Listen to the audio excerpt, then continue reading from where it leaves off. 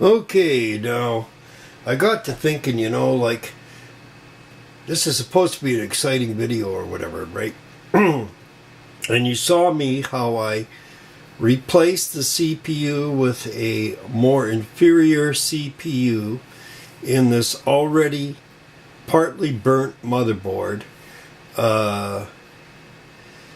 because I wanted the CPU out of it for the build that I am going to move on to, where right from scratch I'm going to show you step by step, after cleaning out the case, after cleaning the bezel and all that other stuff, preparing it. I'm going to do a step by step with you. But then I had that thought, like, I have another computer like this, and I was going to swap out the motherboard, but actually the motherboard works a little bit, so why not hang on to it and use it as, like, Dell emergency poop box backup computer number 2, and build another really nice one. So I'll be stealing like this Sapphire graphics card out of it, putting it into the other build, probably taking this power supply and putting a typical Dell power supply in there, going off the onboard graphics and all that sort of thing, taking out the Corsair RAM out of it and just going with standard RAM. And this will be, number 2. Dell emergency poop box number 2. Anyway, so got a keyboard, an old keyboard hooked up to this thing, and an old Microsoft mouse here hooked up, and now we're going to see, does this work? Because I got to thinking, hey, you guys saw me do that, but you didn't see whether or not it worked, so now we got to test it here and see. Now, if something goes wrong, don't blame me. This is these are old parts and everything. Don't laugh at me, all right? Because sometimes that happens, right? But we're going to give it a go and see if it starts, all right? Because I know you saw how I put that thermal paste on. Oh, by the way, I wanted to show you this. This is an old toothbrush. Nothing cleans out heat sinks like an old toothbrush. The fins out of an old heat sink, those CPU heat sinks, okay? You can get all the dust and crud out of it with this. And actually, I kind of wanted to show you that what a nice job I did. But anyway, I threw the old dusty fan back on there, and then I, as an afterthought, I thought to myself, you should have shown them how you can actually brush out all the dust, get all the sticky crap out of there and everything.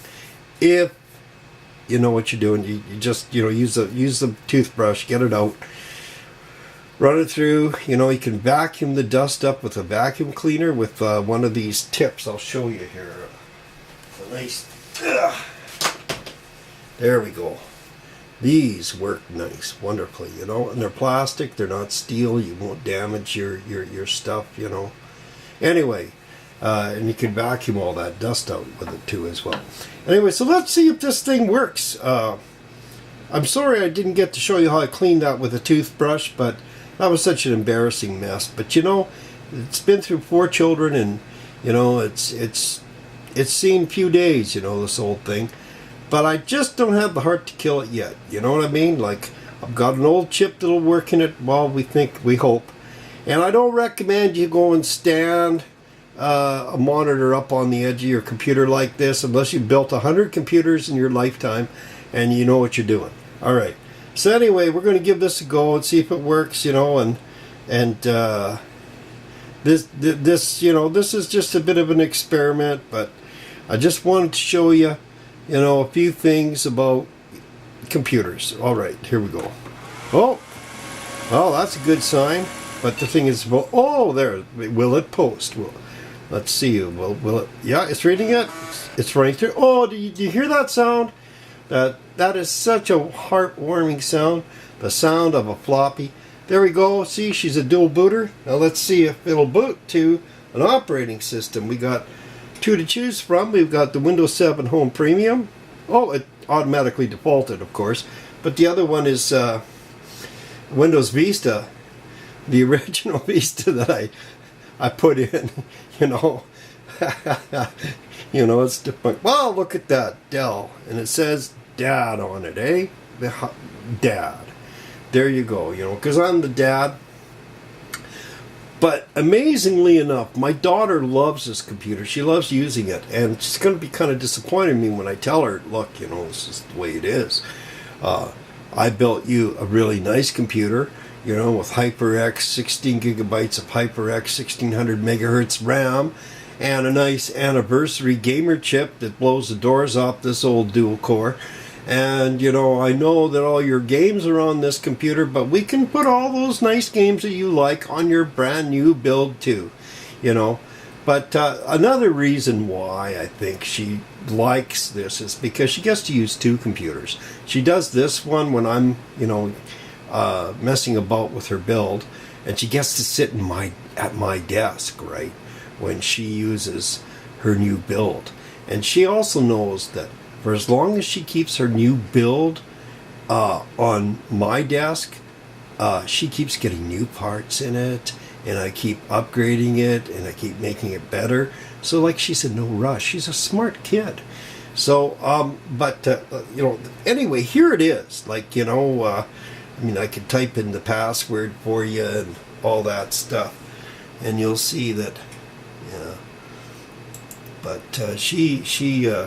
yeah, okay, let's see if the password works, you know, because maybe you don't believe me. Maybe you think I'm crazy, you know, and I'm only trying to fool you, but I'm not. I know what I'm doing. I'm just little, you know, I've lived in Redneck Town, Alberta for, well, since '94. All right, let's see here. And, you know, this Windows is not genuine. See, now, how more genuine can you get than that? All right, than it not being genuine. You see, I'm not putting you on. This works. It's kind of interesting how this happened with this Windows not genuine. As I said before, I got this computer from eBay. But it was genuine for years and years and years and years and years and years and years and years. And then Windows did some kind of crazy upgrade thing. And just recently. And it decided that the operating system isn't genuine. And I guess I heard about it on Level 1 Tech.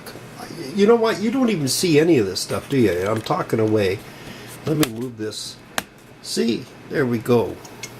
This Windows is not genuine. So there we are. We've got proof anyway that it works, right? We got proof that it boots, right? And so the inferior chip is in here and it boots. So we've proven that. I'll have to slide in the hard drives, and or maybe not, because actually this is the inferior build. My daughter's not going to be too happy with me doing this, but that's the way it goes for now. You know, she had a picture of her own here that she put on here for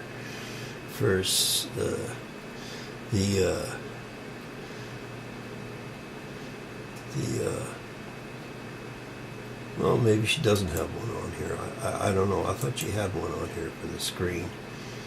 But unsaved theme. Yeah. Well, it doesn't really matter. It's let's give it the old Dell background. But yeah, so suddenly now Windows thinks it's not genuine. Well, you know, it's so funny because they say, click here to resolve it, right? You know, type of thing, and you go to the website. Well, what I get is a 404 when I go to the website. So I can't even resolve it with Microsoft. But I'm going to tell you what Microsoft will want to do. Microsoft will want to This is interesting. The CPU is really dancing around here. I don't know if I like that. But they will try to get me to get Windows 10. Now look, on an old beast like this, I am not going to buy a Windows 10 operating system. And, you know, for the record, I beta tested Windows 10 and I didn't like it. All right? And I tried to roll back to my Windows 8.1, and what a nightmare that turned out to be. I actually had to call up Microsoft to get my Windows 8.1 back. I actually have quite a bone to pick with Microsoft. Let me tell you, I'm really not happy with Microsoft at all. And I think a lot of PC builders today are not very happy with Microsoft at all. And I think people are starting to wake up to the nonsense that Microsoft is actually pulling on their clients with their telemetry, their call home garbage, and now with Windows 10 Keylogger Edition, I'm going to call it that, you know, and they will tell you, oh, but you see, you can disable our keylogger. They don't want to tell you it's a keylogger. What is a keylogger? A keylogger logs every keystroke that you make on your computer. Guess what? Microsoft copies every keystroke that you make on your computer, all right?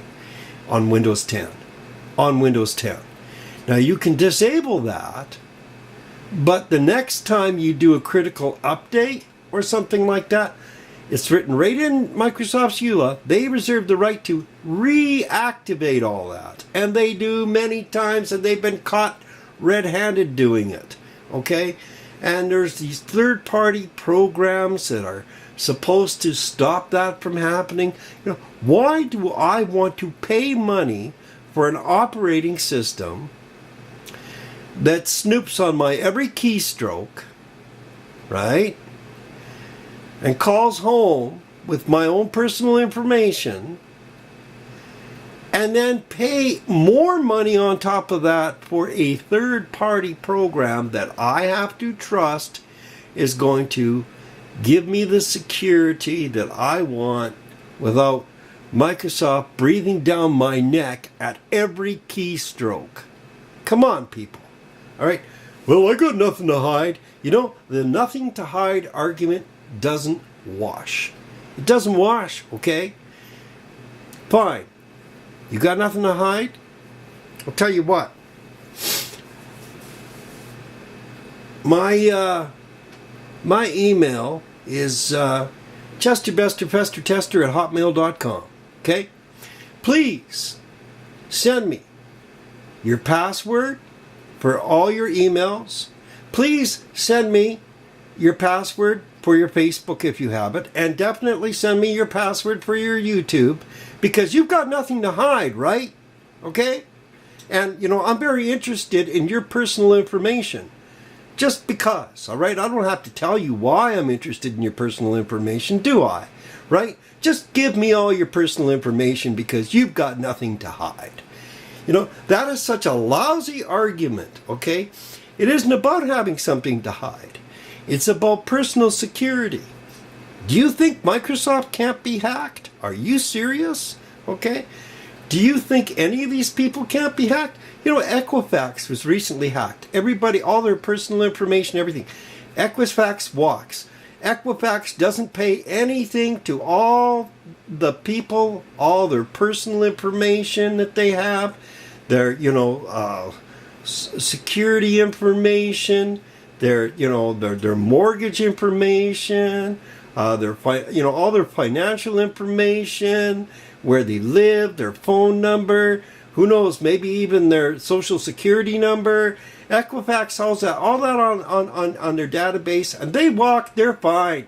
No problem, guys. They got hacked. Oh, well, so what? Because you've got nothing to hide, right?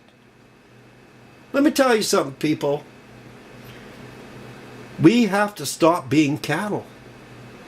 We need to tell Microsoft, you've stepped over the line. All right? You've stepped over the line. You know, you tell me you reserve the right to do this, okay? Look, you're fine. You want to license me your operating system, so I only get to use it. I pay you a license fee to use it. Respect the fact that I'm renting it from you. And stop trying to own my equipment. Stop trying to own my personal data. Okay? Like, people should be writing Microsoft. Actually, people should be billing Microsoft, sending them a bill for taking their personal data, because your personal property, you know, Microsoft is really, really anal about proprietary rights when it comes to what it deems belongs to them. But your personal information is not their property, okay? And when they start recording every single keystroke that you make on your computer, they're over the line. They're over the line, people. You need to understand this about Microsoft, because they're over the line. And don't think Microsoft can't get hacked either, because they can. Anybody can get hacked. Do you know about, see, I warned you I'm an intellectual. Okay, about Intel's latest? Since 1998 and on up, all the Intel CPUs, people, have a big wide open back door in them for all hackers to have a heyday. And they're trying to downplay it, you know, and they said that they're not going to change their architecture for another 2 or 3 years. Now think about that, okay? Now, it was on the hush for the longest time. I'm talking since 1998. Anybody with an Intel CPU is vulnerable to what is called Spectre meltdown, all right? But are they that committed to you, the user? Are they going to up and change their architecture right away? Shut down everything. This is no good. You know, our clients are in danger. Would they at least have the decency to stop producing CPUs with this big wide open back door that every hacker knows about now? No! We're very sorry, but we're going to continue making these CPUs for the next 2 or 3 years, and the back door is going to be in there. And sorry about that Spectre meltdown issue, people, but, you know, in the fine print it says that, you know, use at your own risk. That's really what it amounts to. Use at your own risk. I'm just simplifying it for you, people. So if you're already taking these kinds of risks, and then you've got, you know, microsnot looking down at you, claiming your personal data for themselves, because that's what they're really doing. They're stealing from you, okay? And they're trying to tell me that my operating system here for my little girl is not genuine. After, I don't know how many years, you know, in 10 years, you know, it's suddenly it's not genuine. It's not genuine, right? You know, and I heard about this. It has something to do with some kind of mistake they made with one of their servers or something. So I have to know, I guess, what server this was associated with and all this stuff. So, you know, I don't even know. I can't even remember the person I bought this from. It's not worth my trouble. It's, you know, especially with Windows 7 going out the window the next year, like, you know, 2020, I guess, is when Windows 7 is done. No, you know what? I'll just go Linux. Thank you very much. I will go Linux. Thank you very much, Microsoft. Thank you for nothing, Microsoft, because I can give you story upon story how Microsoft has slighted me, has slighted my family. When I tried to work with Microsoft, I tried to comply with Microsoft, how I've done beta testing for Microsoft, and then I realized, you know what happened? You see, I thought, oh, this is great, Windows Insider. I get to beta test all this new stuff and everything, right? You know, I can report back to Microsoft, you know, any bugs that I find, and you know, I felt important. I felt like they included. You know, everybody likes to feel included, right? Well, let me tell you something. I found, I didn't even know this until later, that Microsoft fired all their official beta testers. Why? Because they can make you, the paying customer, work for them for nothing. by doing their Windows Insider. Isn't that a great deal? Hey, isn't that a great deal? You get to work for Microsoft for nothing. You know what? I don't mind doing volunteer work. I do volunteer work all the time. All right? I used to be what they call an MS Plus. That was back in the days of MSN Gaming Zone. Microsoft, MSN Gaming Zone. That's Microsoft, okay? I got to a level plus, level 4 plus, okay? I did all that voluntarily. They didn't pay me any money to do that. Level 1, level 2, level 3, level 4. They didn't pay me any money to do that. But I did that of my own volition because it felt good to be included in something. And besides, I learned computer skills. And it was fun, right? But little did I know that Microsoft always has this ulterior motive. Now, I'm not going to spend a whole lot of time on that, okay? But I gave up my Plus people. And I need to tell you, Microsoft is not your friend, all right? Microsoft looks at you as a commodity, all right? And they fired people. There were some good people working for Microsoft, okay? You know, like Barnabas, all right? I don't know if you know Barnabas, okay? People who knew their stuff, all right? And if you're wondering why, you know, each progressive Microsoft operating system is getting worse and worse and giving you more and more trouble, it's because they're not having certified beta testers anymore, okay? Well, they are kind of, because guess what? Now they get certified beta testers working for them for free. Isn't that a great deal? You see? Hey, Windows Insider, you can work for us for free, right? And you, the customer, you're the rat lab, or whatever they call it, a lab rat, right? You're the what's the word? You know, I don't want to say ignorant, okay? Because ignorant's kind of ignorant, isn't it? You know, but you're the lab rat, okay? That's really the deal. You're the lab rat.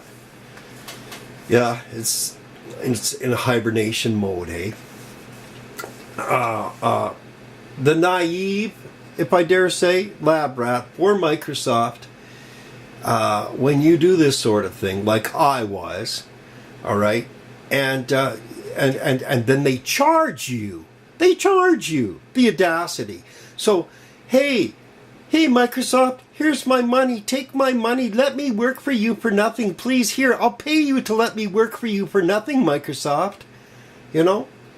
And they're all worried. They're also anal about their proprietary this, proprietary. What about my property, Microsoft? What about my personal information? What about my hardware that I paid good money for? You know? This is overstepping the limits. You know, like, they can get away with it, a lot of people, because a lot of people don't understand. All right? They don't understand home computing. They don't understand that it's there. But one thing they will understand. They're the ones who are reaching in their back pocket, their wallet, spending their hard-earned finances, okay, for internet services to an internet service provider so that they can have bandwidth, so they can get online and learn and do all those wonderful things that you can do online. And then what? Get bombarded with people's ad and get their bandwidth used up by advertisements and people trying to sell them stuff. Oh, there we are again. You know, let me pay you to inundate me with ads. Let me pay you to use me. Let me pay, you know, people, this has to stop. Show some backbone. Stand up. Stand up to Microsoft. Let them know what they're doing. Because, you know, once upon a time, I think Microsoft was a fairly, I'm not going to say completely, but a fairly decent company. At least they didn't record your every keystroke, probably because they didn't have the database to do that. But they do now, and they do it, okay? You know, you need to stand up and show some backbone and say, hey, I'm the paying customer here. You know, no, you don't have permission to record my every keystroke. No, you don't own my data. Okay, you own the operating system that I'm renting from you, and that's it. That's where the line is. You don't go any further than that. You don't record my keystrokes. All right? You know, stuff like that. And, well, I'm not going to go on about it because I could go on a rant about this for years, and I'm really trying to just simplify it because the average user is totally unaware of what's going on here. And, you know, you have a right to your own personal information, and you have a right to your own privacy. And when people don't understand why privacy is valuable, well, you know what?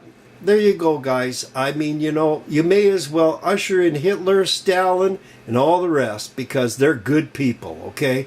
And because, you know, they didn't think you had a right to privacy either, okay?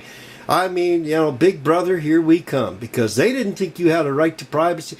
Read the book, 1984, if you haven't read it yet, because that's where we're headed. That's where we're at in a lot of ways.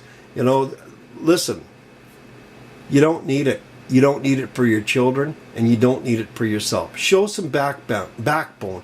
Tell Microsoft what you think. I did. Oh boy, did I ever. I gave them a long rant, okay? So, you might want to ask, well, what's your daughter still using Microsoft for? And that's a very good question. But you know what? On my own personal computer that I have to work on in my bedroom, I've got Linux Mint. And I've been playing around with Linux Mint, and it's looking pretty good. So, you know, I used to think Microsoft, I really think there was a time Microsoft was a half-decent company. They respected my personal data. You know, they didn't phone home on my every keystroke. All right. I think a lot of this has to do with the alphabet soup companies, you know, like CIA, CSIS, NSA, people like that. And I know I'm supposed to be doing a computer builder thing here and not really talk about this kind of stuff, but I just want to use this opportunity to try to awaken you to the fact that, you know, you need to defend your data. You need to stand up for your data.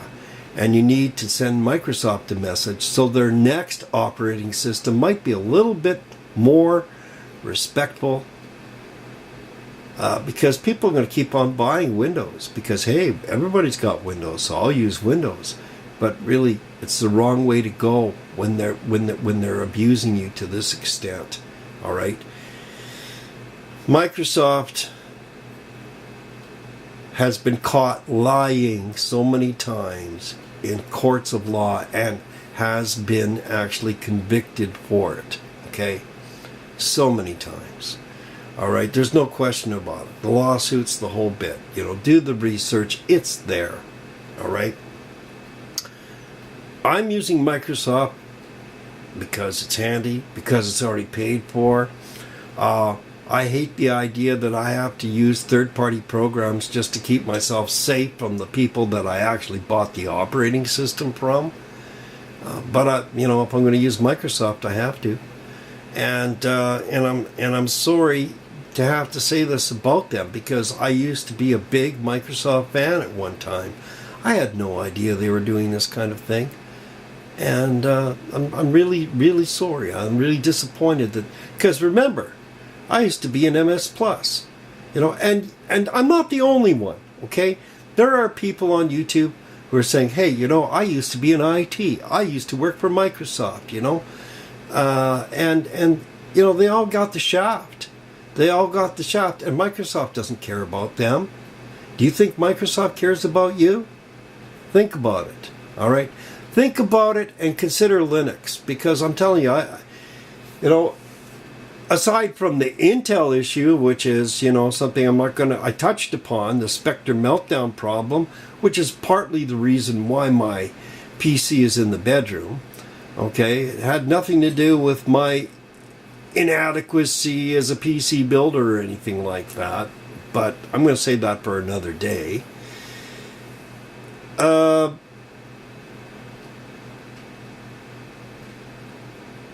They don't care about you. All right? They look at you and they see a commodity. You are a commodity. They care when they start losing money. That's the only thing a corporation understands is profit loss. Send a message to them. And try Linux Mint.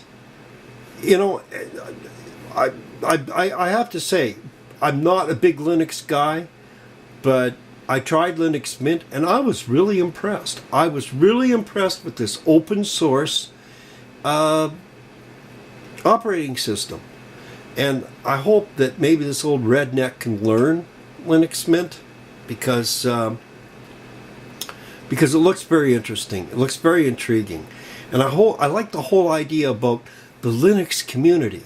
See, Linux really isn't an operating system. Linux is a community. And that's awesome. Okay, Linux has operating systems like, Mint and Ubuntu and all these things, but it's a community. It's right from the start. Everybody, yeah, sure, they work for free, but you see, they work for free of their own volition in the knowledge that they're trying to improve a product that's better, and it's open source. In other words, you get to see everything that they're doing. All right, there's no secrets with them. All right. They are trusting you with the whole bit, all right? And, you get to play around with it, do what you want with it. Now, I'm not a coder, so, that's kind of out of my league. But I like the community attitude, okay? I like the fact that Linux isn't looking at me like I'm just a commodity, I like the fact that Linux isn't recording my every keystroke. I like the fact that they're not going to up and say, hey, your operating system is not genuine after I've had it for how long and, I paid for it and, oops, sorry, our bad. Well, now you have to go through 900 steps just to get it back. Baloney. If anything, Microsoft should pay me for my what is it called? My inconvenience. That's not gonna happen. I have so many stories to tell you about Microsoft.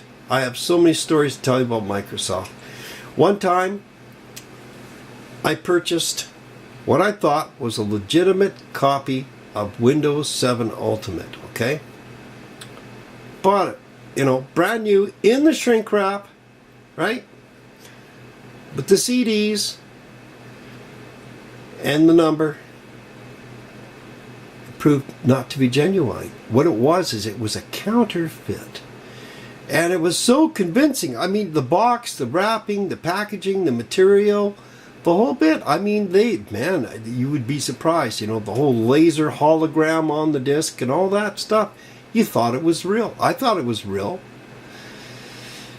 Turns out it wasn't genuine. It wasn't authentic. Microsoft said that they would give me a kit so that I could get genuine. So I complied with them. I sent them all the information and the data and all that stuff that they needed. I got an email back from them. They said, well, we don't think that your circumstances warrant a kit. Like, really? Really, guys? So this is what I get for trying to comply with you? This is what I get for, like ratting out where I bought it and all that stuff because I was mad, right? I got scammed. Did Microsoft help me? No. And how many quote-unquote legitimate operating systems have I bought from Microsoft? More than I can count. More than I can count, my friend. All right, I've been buying, it's 2019. I can't tell you how many computers I've owned. I can't, and at least 80% of those computers had legitimate Microsoft operating systems. Some had Mint, and some were not genuine, as I found out, right? I could tell you so many stories about Microsoft, all right? But you would think that them having all my personal data, they know who I am. You would think that after all the volunteer and community service work I did with them, you would think that, after all the money I've given Microsoft, that, they would take that into consideration. And now it's gotten to the point where their operating system is so lousy, so disrespectful, that I don't even want it. I don't own Windows 10. Look, if you want Windows 10, that's your prerogative. Hey, enjoy your Windows 10. Enjoy Windows Keylogger. If you think you got rid of it, the joke's on you, because you never did. It's still there. All right? But it's your right. It's your right. I mean, you can do that. If you want to put a camera up in your bedroom and say, hey, anybody wants to, look at me in my bedroom, and watch me, if you're into that kind of voyeurism, that's your right. Go ahead, enjoy, But if the whole point is that you should have the option of saying, no, you can't spy in my bedroom. No, I'm not a voyeur. I'm not into exhibitionism. You should have that right, okay, to say no. You can't, because as soon as you lose that right, you are no better. You're no better off than an animal, okay? You're no better off than a cow in a pasture, because you've totally given up your rights to your own autonomy, to your own privacy. You have to understand what privacy is. Privacy goes a whole lot further than keeping secrets, all right? I got nothing to hide is lame. It's so lame. Man, that is lame. I think Edward Snowden put it best when he said, saying that, I've got nothing to hide. Saying that I don't care about being spied on because I got nothing to hide is like saying, I don't care about freedom of speech because I've got nothing to say. Let me tell you something. I've got a lot to say. I've got a lot to say about this. And you, dear viewer, you need to think about this too. Because it's not just about you. It's about your children. It's about everybody. It's about your community. It's about your nation. I'm telling you, it's about humanity. If you give up the right to your privacy, you're like the cow in the pasture. You've joined the bovine masses because you don't think that there's anything important about you enough that has that much value that nobody else can just up and fleece you anytime they want because you've got nothing to hide. Think about it. All right, well, God bless you, and thanks for watching and putting up with my big long-winded rants. But, anyway, we've proven, right? Wake up, computer. Wake up. Does it wake up? Doesn't wake up. Okay. Well, we've proven that woke up. We've proven that it works, right? And we've got it on the lowdown now, the low-end CPU kind of thing. And we'll get on with the genuine build that I do want to make. And I do have a genuine Dell purchased directly from Dell disk and the COA. For what it's worth, it's only going to be good for a year. But I hope to be putting Linux on the other build. This one's probably not really worth my trouble in that regard, but I hope to be putting Linux on that build. And now you know why Linux. And again, I would encourage you to look into Linux. Let's start with Linux Mint. It's very much like Windows. It's a good introductory operating system. And I'm wishing you the very best. And thank you for listening to my rant. God bless you. Thank you so much for listening. We'll talk to you again soon. Bye-bye.